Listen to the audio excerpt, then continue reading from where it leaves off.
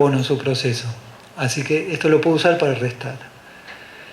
De vuelta las mismas consideraciones que antes y el tema de los residuos. Bien, ya tenemos 2/3 de la charla dadas. ¿Hasta acá hay alguna duda, alguna consulta? ¿Estamos bien? Bien, seguimos. Vamos a la etapa de operación, porque esto es muy bueno abordarlo cuando uno recién empieza. Pero no siempre es posible esto. ¿Por qué? Porque tenemos un parque edilicio ya construido.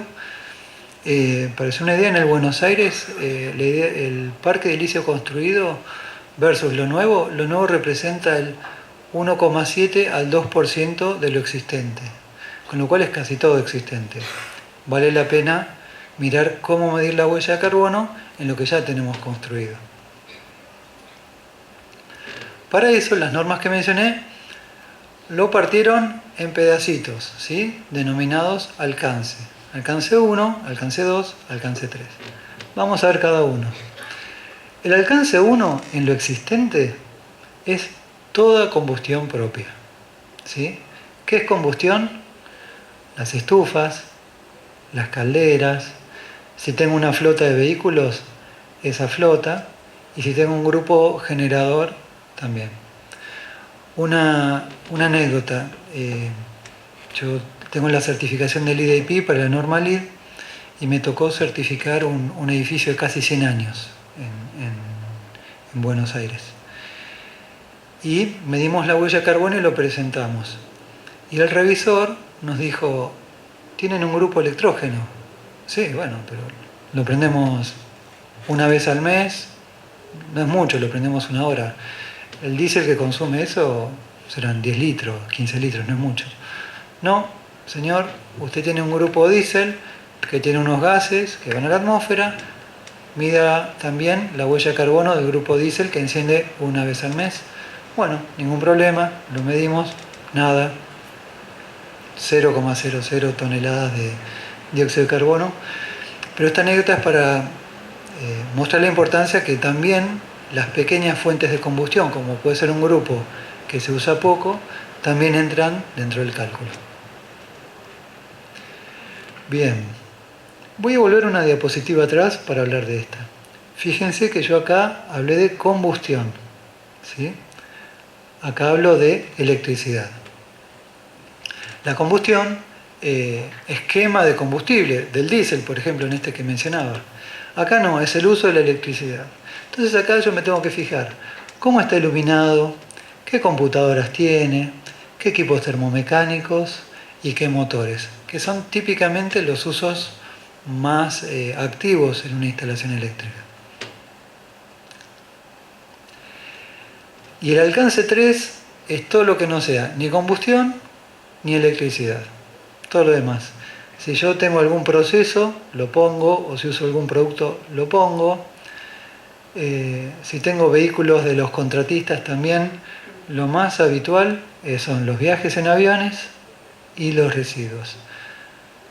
Salvo el gran peso lo tiene esto. Entonces, acá va lo que sería como una receta de cocina si yo tuviera que medir la huella de carbono en un edificio, por ejemplo, el Sheraton, o en la Municipalidad de Asunción. Lo primero que tengo que precisar son los límites de la organización. Tengo que decir si está formada por una o más empresas, para asignar a cada empresa su huella, ¿sí? Si tienen 2 empresas y miden una huella, a uno le asigno uno, a uno le asigno otro. Y esa delimitación puede ser por quién controla quién o por porcentaje de participación en la bolsa. Esto es algo contable, porque nuestros mercados de Latinoamérica son muy jóvenes todavía, pero en el mercado de Chicago o en el mercado de Frankfurt, este tema es bastante caro. No caro la medición, sino uno transa las huellas de carbono y tienen un valor. Entonces, ¿a qué empresa asignarle su parte de huella tiene sentido? Bien, una vez que uno definió los límites de la organización, tiene que ver los límites de la operación. ¿Qué es esto? Básicamente, en cuál de las tres partes voy a estar operando. ¿Voy a ver las emisiones directas por mi generador o por mi estufa? ¿O además voy a ver las indirectas, que son electricidad y residuos, por ejemplo? Esto uno cuando lo hace tiene que escribir y decir, me estoy parando acá. Estoy midiendo esto sí y esto no, para hacerlo más claro y transparente posible. El tercer paso de la receta de cocina es identificar las fuentes. ¿De qué estoy hablando? ¿Estoy hablando de un vehículo propio o de un tercero? Estoy hablando de la iluminación, estoy hablando de los residuos. Uno tiene que decir de qué estoy hablando. Después, uno tiene que tener una forma de agrupar esas cosas, pues la información es mucha. Entonces, ¿cómo hago? ¿Lo hago por pisos? ¿O lo hago por sector del edificio? ¿O lo hago por categoría? Por ejemplo, tomo todas las lámparas compactas fluorescentes, sin importar si cómo están distribuidas. Esto es algo más propio, pero aporta claridad al cálculo. Es decir, ya que estoy haciendo estos pasos de receta de cocina, tengo que decir cómo los voy a agrupar. Después recopilar datos, típicamente uno va, cuenta artefactos, o se para al lado de una cocina, ve una chapita y dice, esto tiene tantas kilocalorías. Seleccionar los factores de emisión y oxidación, que hablé al principio, y después calcular. Calcular es, tengo una actividad por un factor de emisión, es esa huella de carbono. Es muy, muy sencillo. Cualquiera de esta sala, con los factores de emisión y un poco de buena voluntad, lo puede hacer y lo puede mostrar a la comunidad. Bien,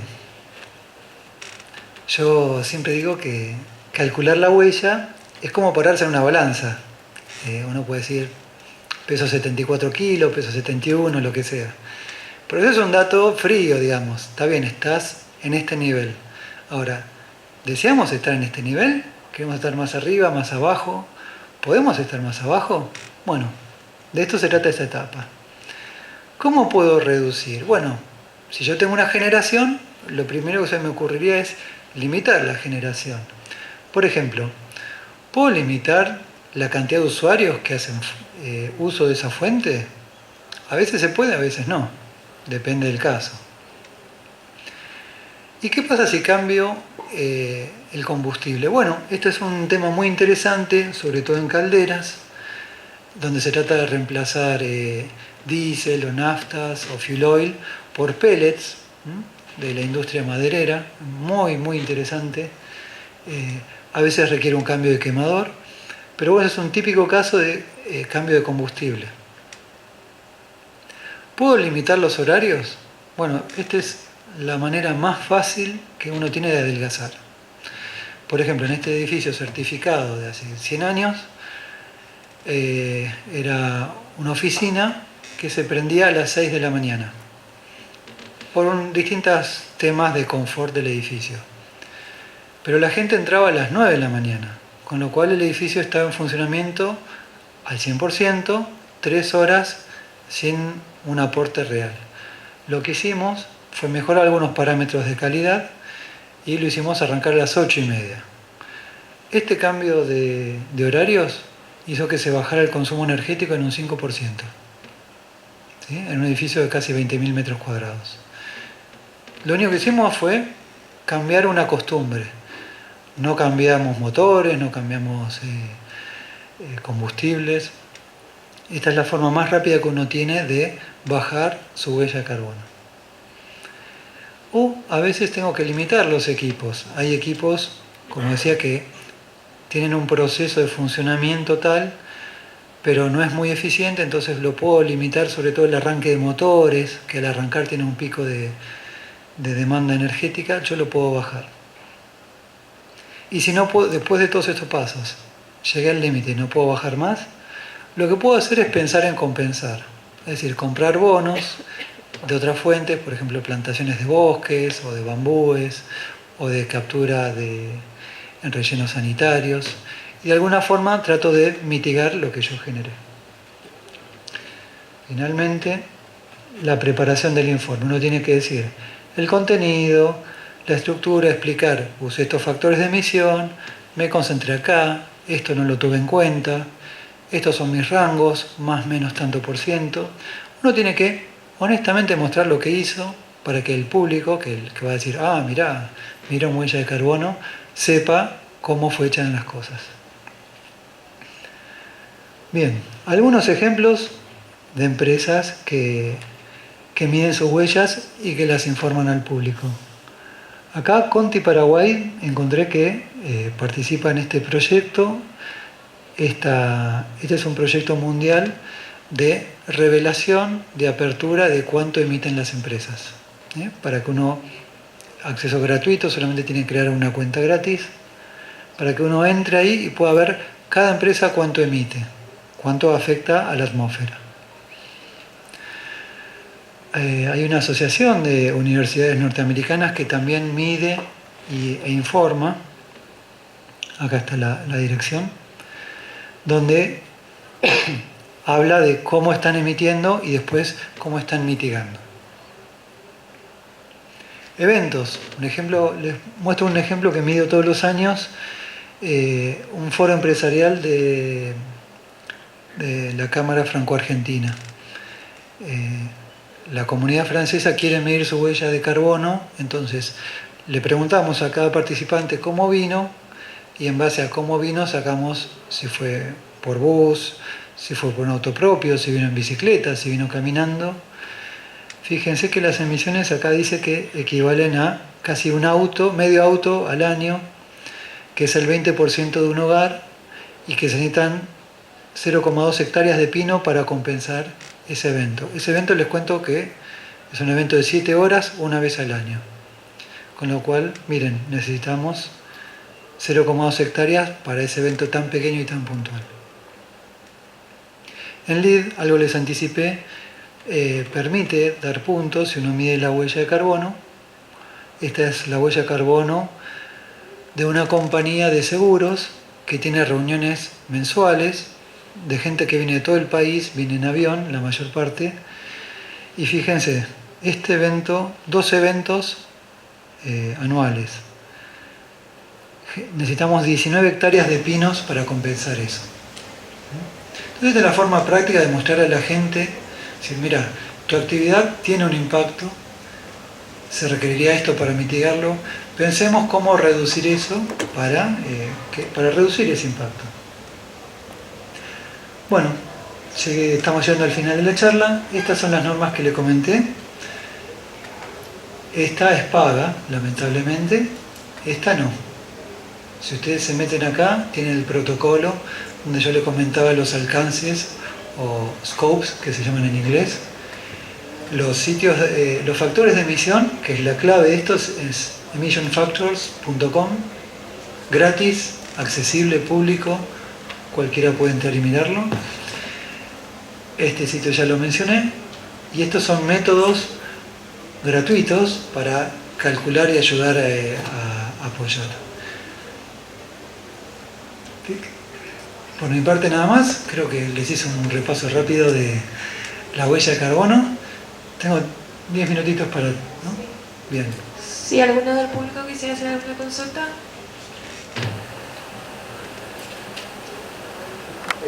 Fundamentalmente, digamos, la medición consiste para, determinar la cantidad, digamos, de gases y llegar a hacer un estudio para bajar esa... Correcto. O sea, concretamente es eso, digamos. Sí, señor. Es un cálculo muy sencillo. Yo veo frecuentemente que se habla de huella de carbono y parece una cosa muy rara, muy de nicho, muy para especialistas, pero conociendo el factor de emisión, inventariando, que eso es lo más pesado, porque cuando uno hace una medición sí tiene que ir y mirar qué es lo que hay, digamos, ¿no? Contar las luces, ir a la cocina, a la estufa, ver qué modelo es el auto, eso es la parte más pesada, pero el resto es una multiplicación, nada más. En ese sentido, acá en Paraguay hay mediciones, digamos, hay documentación, se conoce... Sí, la verdad, bajé el avión ayer a las 5 de la tarde, no tuve mucho tiempo. No lo sé, supongo que los especialistas que estuvieron antes que yo lo deben saber. Pero si no, se pueden usar los factores internacionales y aplicándole un más menos. Lo que sí sé, y siempre uso como ejemplo, es que los factores de emisión de la red eléctrica paraguaya son casi nulos, pues casi todo hidroeléctrico. Hay un poquito con la afectación de los bosques y las riberas inundadas, la metanización de esa materia orgánica, pero dentro de América, de todo el continente americano, es uno de los países más bajos de emisión de gases de efecto invernadero en la red eléctrica. No sé en el parque automotor, pero en red eléctrica es muy bajo. Cuando nombraron a la madera como un factor que resta la huella de carbono, ¿uno se refiere a maderas que están plantadas con este objetivo? O sea, porque de repente uno deforesta bosques que no debería. Sí. O sea, ¿por qué resta? Bien, es buena la pregunta. La pregunta tiene dos componentes. ¿Por qué resta la madera? Y ¿estamos prestando atención a cómo fue extraída la madera? Eso es lo que yo interpreto. Bien. Para la primera pregunta es indistinto cómo fue procesada la madera porque naturalmente el vegetal, por fotosíntesis, captura luz solar, captura dióxido de carbono de la atmósfera y lo fija en su estructura, en su lignina.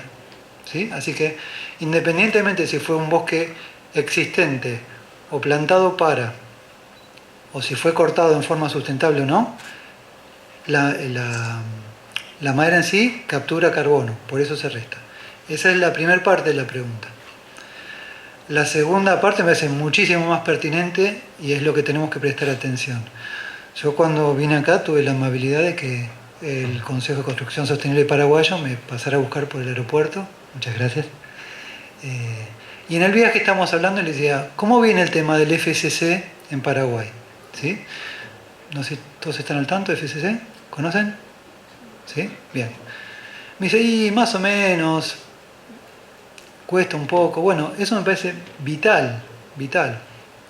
No solamente por la organización Forest Stewardship Council, ¿sí? Hay otras, PFC también, no tan buena como FCC, pero me parece vital que nuestros países del Mercosur ya empiecen a expandir su